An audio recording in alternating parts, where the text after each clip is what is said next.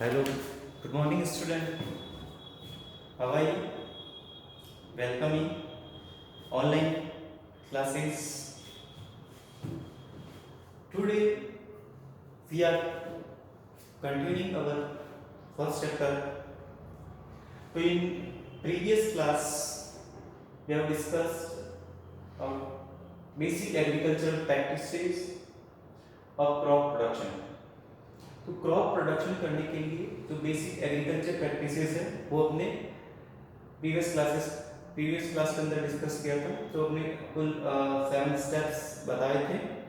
उसमें से first step होता है एग्रीकल्चर करने का, वो है प्रिपरेशन ऑफ सॉइल को प्रिपेयर करना। ये टॉपिक हमने प्रीवियस क्लास के अंदर डिस्कस कर लिया है। नेक्स्ट सोइंग ऑफ सीड, ये भी प्रीवियस क्लास के अंदर डिस्कस कर लिया है। अब आज हम जो थर्ड स्टेप है वो डिस्कस कर रहे हैं application of manure and fertiliser. Application of manure and fertilisers यानी मैन्योर और फर्टिलाइजर्स का यूज करना। ठीक है, तो देखिएगा क्रॉप्स जितने भी होते हैं उनको न्यूट्रिएंट्स चाहिए, और ये न्यूट्रिएंट्स कहाँ से ऑब्टेन करते हैं? क्रॉप सॉइल से ऑब्टेन करेंगे ऑब्वियसली। तो सॉइल के अंदर जो है एक पर्टिकुलर टाइम के बाद में न्यूट्रिएंट्स का क्या हो जाएगा? डेफिशिएंसी हो जाएगा। तो इस डेफिशिएंसी को वापस, या जो न्यूट्रिएंट्स की जो कमी होगी इसको वापस फुलफिल करने के लिए अपन को जो है बाहर से मैन्योर या फर्टिलाइजर ऐड करना पड़ेगा। ठीक है, तो crop plants obtain minerals nutrients from the soil. Crop plants को न्यूट्रिएंट्स या मिनरल्स कहां से मिलते हैं? सॉइल से मिलते हैं। Continuous growing of crop in succession, अगर अपन कंटिन्यू जो है क्रॉप को लगाते जाएंगे, जिससे क्या होगा? सॉइल के अंदर reduce the soil nutrient. Continue crop grow करने से फील्ड के अंदर उसके अंदर सॉइल न्यूट्रिएंट्स जो है वो कम हो जाते हैं, रिड्यूस हो जाते हैं। This reduces the crop yield. इससे क्या होगा? क्रॉप की जो यील्ड है, उत्पादन है फसल का, वो कम हो जाएगा। तो इसीलिए अपने को न्यूट्रिएंट्स प्रोवाइड करवाने के लिए मैन्योर और फर्टिलाइजर ऐड करना पड़ेगा। These nutrients can be replenish. In nutrients को हम रिप्लेस कर सकते हैं, रिप्लेनिश कर सकते हैं, वापस ऐड कर सकते हैं सॉइल में by adding manure and fertiliser. क्या ऐड करके? मैन्योर या फर्टिलाइजर ऐड करके। ठीक है, अब ये मैन्योर और फर्टिलाइजर क्या आगे हम डिस्कस कर रहे हैं। अब देखिए इसके अंदर the substances which are added to soil in the form of nutrients for healthy growth of plant are called manure and fertilizer। देखिएगा वे सब्सटेंस है यानी वे पदार्थ जिनको सॉइल के अंदर ऐड किया जाता है। किस लिए ऐड करते हैं? ताकि न्यूट्रिएंट्स मिल सके प्लांट की हेल्दी ग्रोथ के लिए, है ना। तो न्यूट्रिएंट्स को प्रोवाइड करवाने वाले सब्सटेंसेस को ही अपन बोलते हैं मैन्योर या फर्टिलाइजर्स। ठीक है, अब बात करते हैं मैन्योरिंग। एक वर्ड है, व्हाट इज मैन्योरिंग? तो मैन्योर ऐड या फर्टिलाइजर ऐड करने की जो प्रोसेस है उसको अपन बोलते हैं manuring. The process of adding manure and fertilizer to the soil is called manuring। यानी सॉइल में मैन्योर या फर्टिलाइजर ऐड करने की प्रोसेस ही मैन्योरिंग कहलाएगी। Manures are of 3 kinds. Manures जो होते हैं वो 3 प्रकार के होते हैं मेनली। तो फार्म यार्ड मैन्योर, कंपोस्ट और ग्रीन मैन्योर। इसको अपन समझ लेते हैं। Farmyard manure, farmyard यानी जहाँ पे पशुओं का जो बाड़ा होता है वहां से जो वेस्ट होता है, एनिमल वेस्ट, उसको यूज करते हैं, वो फार्म यार्ड मैन्योर हो गया। ठीक है, दूसरा कंपोस्ट। कंपोस्ट को अपने को प्रिपेयर करना पड़ता है। एनिमल वेस्ट और एग्रीकल्चर का जो वेस्ट होता है उसको जो है डिग्रेड करा के, सड़ा के जो बनाते हैं उसको अपन कंपोस्ट बोलते हैं। और तीसरा है ग्रीन मैन्योर। ग्रीन मैन्योर क्या होता है? हरी खाद। कुछ लेग्यूमिनस प्लांट यानी दालें वगैरह जो खेत में ग्रो होती हैं उनको मिट्टी के अंदर दबा देते हैं, तो वो जब डिकम्पोज होगी तो वो न्यूट्रिएंट्स प्रोवाइड कराएगी प्लांट्स को या सॉइल के अंदर न्यूट्रिएंट्स को अवेलेबल कराएगी। तो ये होते ग्रीन मैन्योर, ठीक है। इसके लिए मेनली लेग्यूम प्लांट्स या फिर दालों वाले प्लांट्स का या क्रॉप को ग्रो करवा के उसको मिट्टी के अंदर दबा लेते हैं जब वो थोड़े मैच्योर हो जाते हैं, ठीक है। नेक्स्ट, फर्टिलाइजर क्या होते हैं? Fertiliser are the inorganic compound. Fertiliser क्या होते हैं? इनऑर्गेनिक कंपाउंड, ठीक है, कंटेनिंग न्यूट्रिएंट्स, जिनके अंदर क्या होता है? न्यूट्रिएंट्स। कौन कौन से न्यूट्रिएंट्स मेनली होते हैं फर्टिलाइजर के अंदर? एक होता है नाइट्रोजन, पोटेशियम और फास्फोरस, ठीक है। तो नाइट्रोजन, पोटेशियम, फास्फोरस। नाइट्रोजन ही इसको शॉर्ट में लिखते हैं N, पोटेशियम को P, पोटेशियम को K और फास्फोरस को P, है ना। इसको शॉर्ट के अंदर NPK बोलते हैं, NPK, ठीक है। नाइट्रोजन, फास्फोरस, पोटेशियम, ठीक है। ये मेनली फर्टिलाइजर के अंदर अवेलेबल होगा। Next, differences between manure and fertilisers. Manure और फर्टिलाइजर में मेन डिफरेंस क्या होता है, ठीक है। तो ये जो डिफरेंसेस होते हैं मेन फर्टिलाइजर और मैन्योर्स के अंदर, ये अपन यहाँ पे डिस्कस कर रहे हैं। तो ये आपको राइट डाउन कर रहे हैं differences between manure and fertiliser आपकी नोटबुक से, ठीक है। तो आपकी बुक्स के अंदर जो है ये डिफरेंसेस गिवन है, ठीक है। मैं आपको बता देता हूँ, इसके अंदर आपकी बुक के अंदर है पेज नंबर, इसके अंदर 32 सॉरी पेज नंबर जो है वो 12 पे है। तो इसको मैं डिफरेंसेस को यहाँ पे एक्सप्लेन कर रहा हूँ, differences between manures and fertiliser, ठीक है। तो यहाँ पे मैंने राइट भी करा, काफी बड़ा टेबल है। तो फर्स्ट डिफरेंस है manure is the natural substances, manure is the natural substances obtained by the decomposition of cattle waste and plant residues. यानी मैन्योर जो होते हैं वो तो होते हैं नेचुरल सब्सटेंस से बनते हैं, प्लांट के वेस्ट और एनिमल के वेस्ट से बनाते हैं। बट जो है फर्टिलाइजर्स की बात करें तो फर्टिलाइजर्स आर इनऑर्गेनिक और ऑर्गेनिक साथ, यानी इनऑर्गेनिक या फिर ऑर्गेनिक केमिकल्स होते हैं, ठीक है। नेक्स्ट डिफरेंस है कि manure can be prepared in the field.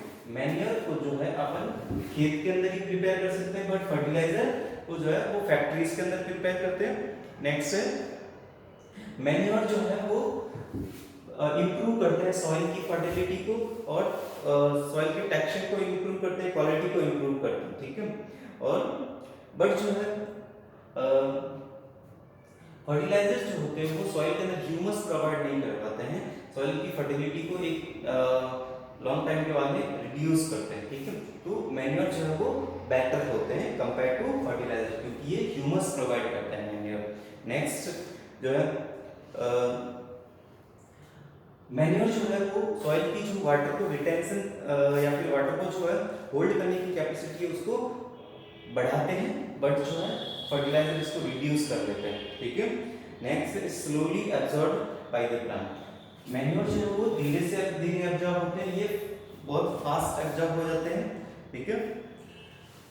Next it's बल्कि so the transport is not. अब नेक्स्ट डिफरेंसेस क्या है? मैन्योर जो है थोड़े ज्यादा बल्क में होते हैं तो ट्रांसपोर्ट करना थोड़ा मुश्किल होता है, कॉस्टली होता है।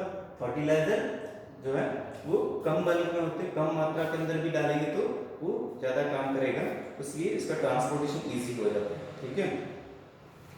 मैन्योर को अपन घरों के अंदर स्टोर नहीं कर सकते, इसको हाउस के अंदर स्टोर कर सकते हैं। Next it is not always available in the form slowly bye the decomposition process. अब देखिएगा मैन्योर जो हमेशा अवेलेबल नहीं होते, क्योंकि ये बहुत स्लो प्रोसेस है, बने डिकम्पोज होगा फिर बनेगा। ये आपको इजीली अवेलेबल होगा क्योंकि फैक्ट्रीज के अंदर बनते हैं, तो इसलिए जल्दी से अवेलेबल हो जाता है। And it needs the large quantity. Manure जो है वो काफी ज्यादा मात्रा में चाहिए, फर्टिलाइजर स्मॉल अमाउंट के अंदर जरूरत होती है, ठीक है। Manure is not very rich in plant nutrient. तो मैन्योर्स के अंदर ज्यादा प्लांट न्यूट्रिएंट नहीं होते, इसमें ज्यादा प्लांट न्यूट्रिएंट्स होते हैं।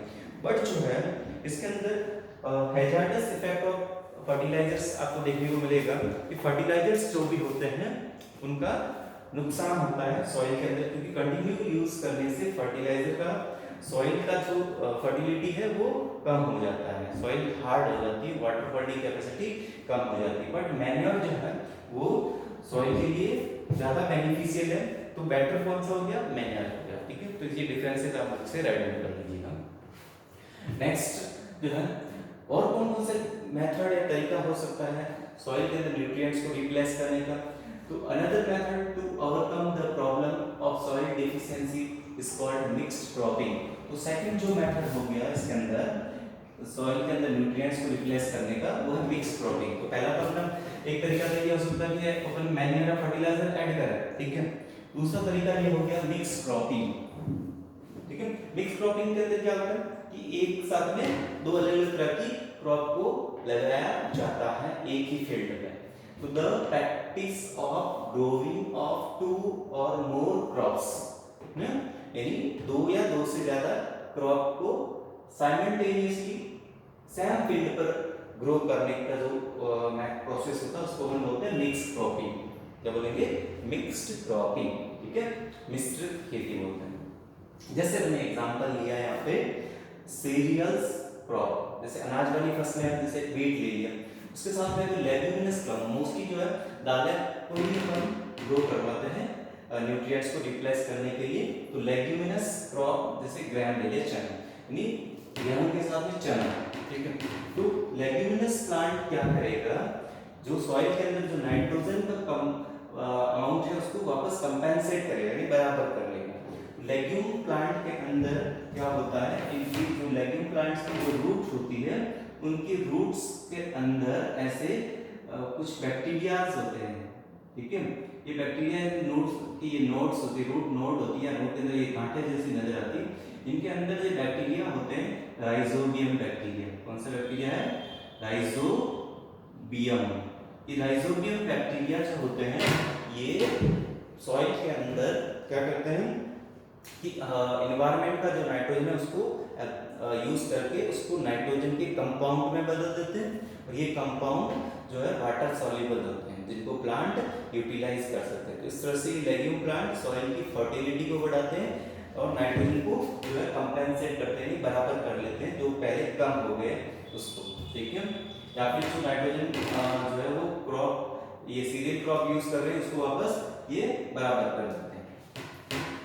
और एक मेथड है, another method of replenish the soil with the nutrients is by crop rotating या क्रॉप रोटेशन। और सॉइल के अंदर न्यूट्रिएंट्स को रिप्लेस करने का मेथड हो सकता है क्रॉप रोटेशन।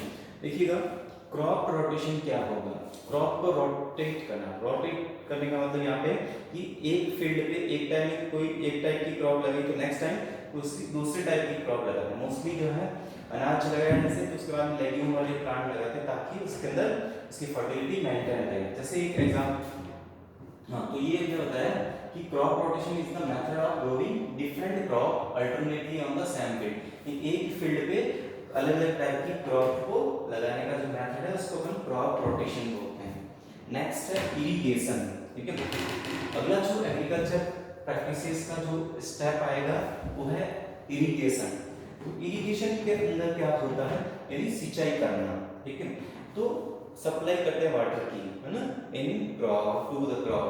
तो supply of water to the crop plants from the wells, यानी वाटर की सप्लाई करना क्रॉप प्लांट्स कहाँ से होगी, वो अलग अलग सोर्स हो सकते हैं, जैसे वेल्स हो गया, कैनाल्स हो गया, वाटर रिजर्वियर कुछ भी हो सकते हैं, पॉन्ड, लेक, है ना, ये river is known as the irrigation, ये supply of water to crop.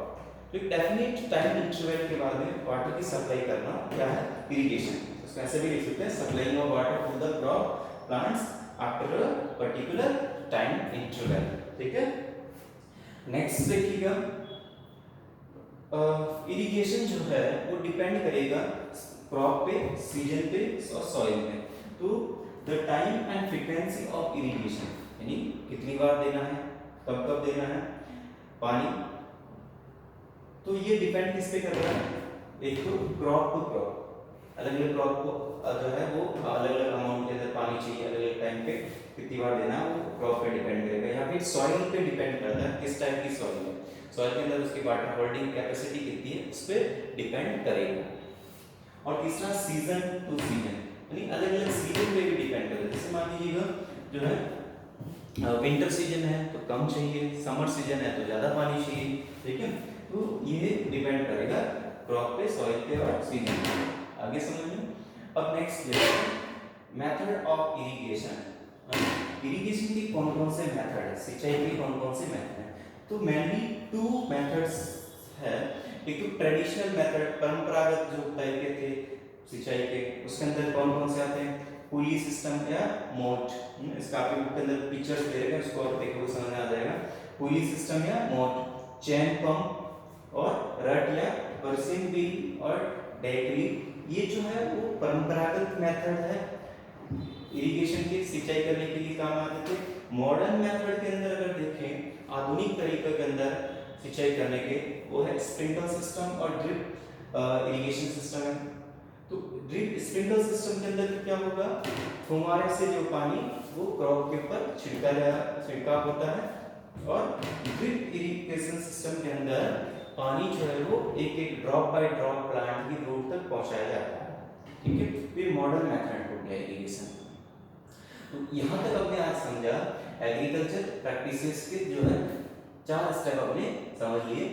Preparation of soil हो गया, सोइंग ऑफ सीड हो गया, एप्लीकेशन ऑफ मैन्योर फर्टिलाइजर हो गया, ठीक है, और इरिगेशन हो गया। बाकी की जो स्टेप्स है वो अपन नेक्स्ट क्लास के अंदर डिस्कस करेंगे। Thank you.